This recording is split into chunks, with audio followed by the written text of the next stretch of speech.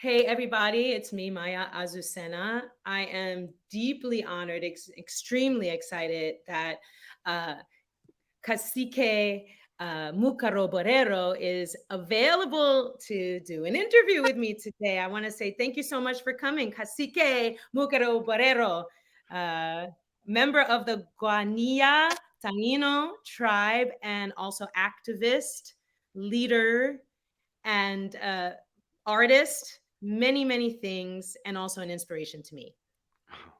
Thank you so much, Hahom Ditu. Thank you, sister, for having me. It's an honor to be here with you. And I'm just excited about everything there is to come with your work and happy to be collaborating at any level. Yay! It's a mutual love, hashtag love fest.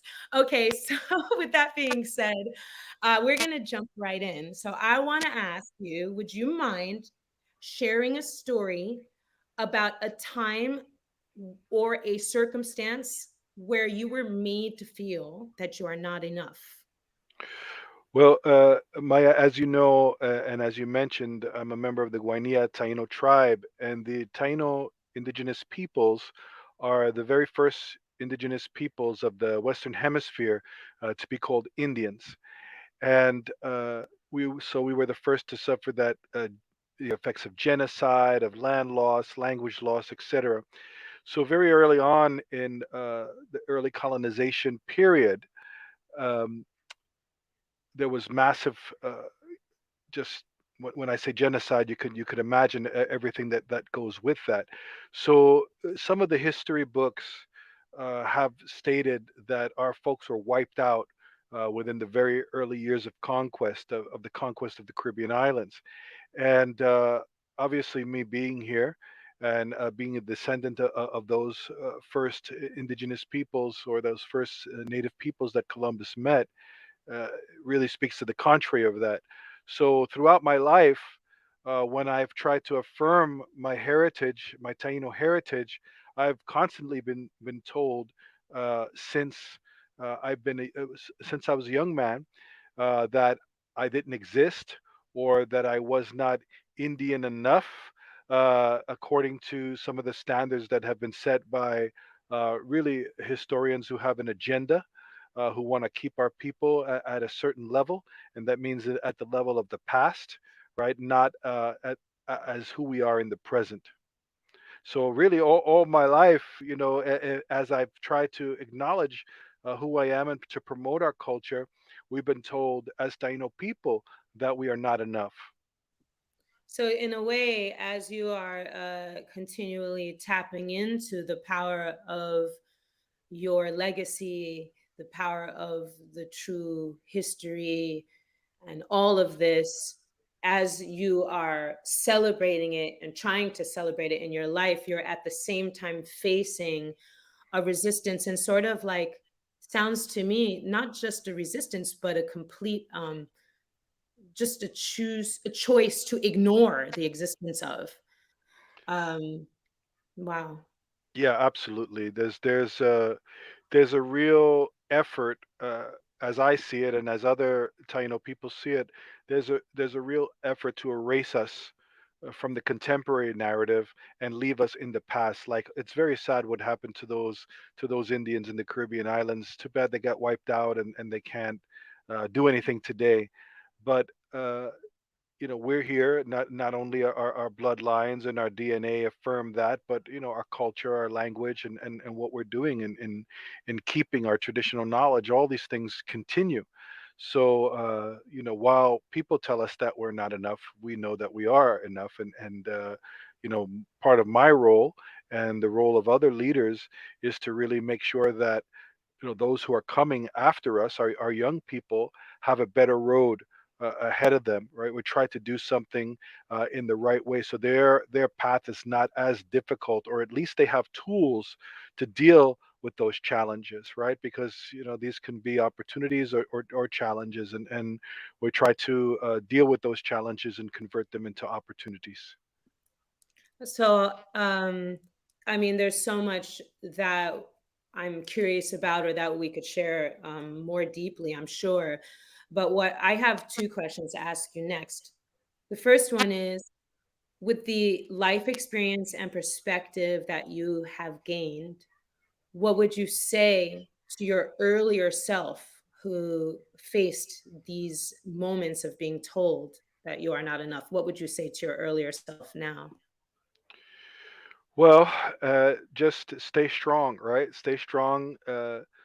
Don't let it don't let it get to you. Seek out uh, good mentors and good examples. I think that I was fortunate in that I did connect with a lot of good mentors during my early days of being involved in the movement to for the recognition and respect of the rights of indigenous peoples. And folks took me in, and they really gave me those talks that I needed, those bits of wisdom that I needed. But sometimes that there was those lulls, there was those times when I didn't have that, right? Or those times in between when maybe those folks weren't around, and I could slip into something that would not put me in a good way. So I would tell my younger self to, the struggle is real, the struggle is long, but to keep at it, because today I can see that we've made significant progress in changing that narrative and to reclaiming our narrative, right? From this long history of erasure, of that people trying to ignore us, or just put us to the side, or say that we're nuts or crazy or things like that. But we can see significant changes over time, changes for the better. I'm not saying that everything is cleared up. We still have a long way to go.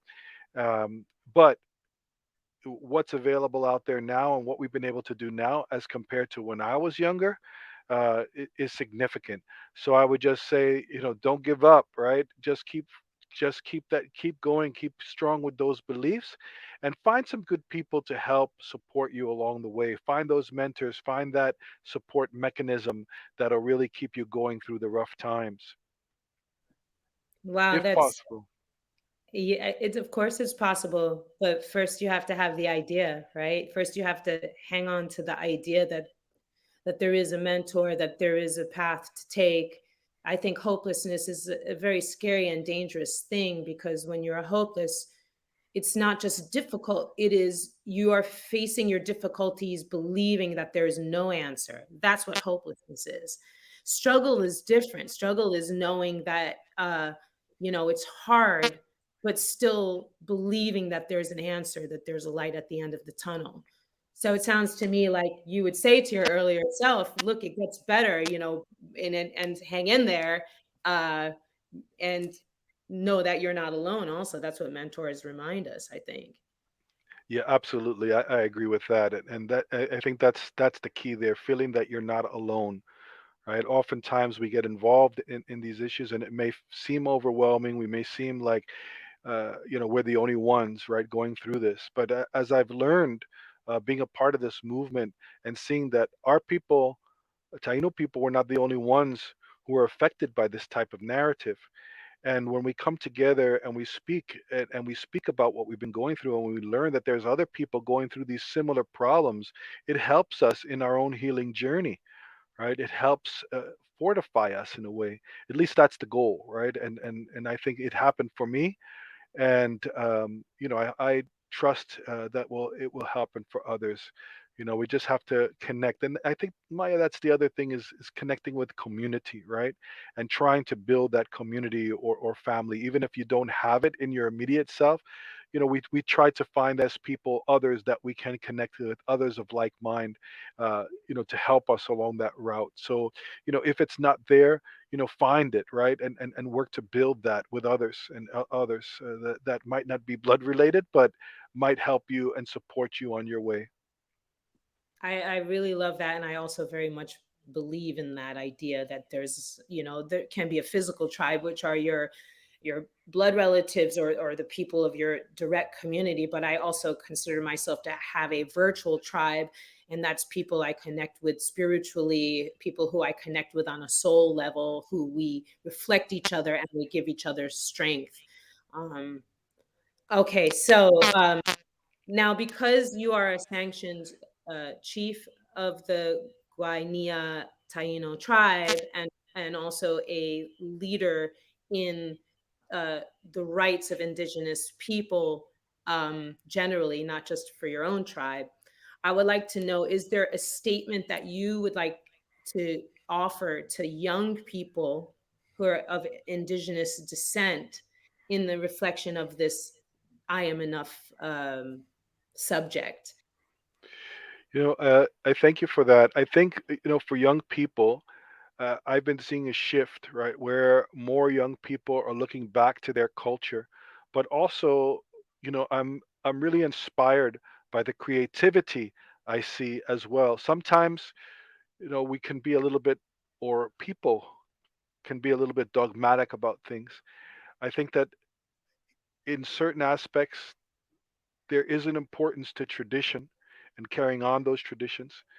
But in our Taino culture, I'll give you a quick example. We had a great leader, a great chief, a cacique named Anacaona, and she performed what we call areto, meaning these were the songs, dances, poems, these kind of presentations that we would do to recount history, that would motivate people, that would teach them about their past and help them look towards the future. And so Anacaona would present the traditional aretos. That means the areto that were passed on from her forebears. But she also composed new areto. So she showed that we don't have to just stick with it. It's important to carry on those old traditions, but we could also create and be creative people. So I'm inspired by many young people who I see doing just that, but I feel that that hasn't taken on full force, because often the other side of this is that we have been, as indigenous peoples, made to feel that we are not enough, right? We see all this around us, right? What is surrounding us? What do we see on the media? Who is portrayed as the leaders? Who are the stars of the movies, right? All of this kind of helps to devalue our own self-worth as a community and as individuals, which is why it's so important that we control, meaning our own people who look like us, control the narratives and portray something else, so that our kids can be inspired to be like that and to be happy and proud to be who they are, connected to their tribe, to their nation, to be an indigenous person, to be a person of color, right? And that too, right? Why it's important to see, these high political figures, like when Barack Obama, for example, was elected as president. We might not all have agreed with the politics, but that statement, right? That where somebody can go, right? Where the dream can go, that's important. And so when you see folks like yourself being successful in the music industry and putting out this positive message, these are things that young people can aspire to. And so it takes them from they're not enough to, yeah, I can do this, and look what I can do. Look where the realms of possibility extend to and beyond. I absolutely love this. I absolutely love it. It's like you have to sometimes see an example, not just in your vision, but an actual material example that lets you know it can be done. Okay, so what we're gonna do is we're gonna wrap up for now. Um, and so, first, I'll say thank you once again. I am really incredibly honored to share time with you and to absorb some of your wisdom. So, thank you once again for offering that to me and to the world. Well, thank you so much. It's really an honor, and I love everything that you're doing, and I'm very proud that we have this connection and that we are collaborating in this way. And I think it's just very positive and beautiful, and I just look forward to continuing. Thank you. We will. I am enough, and you are enough. Are you ready to share your I am enough story?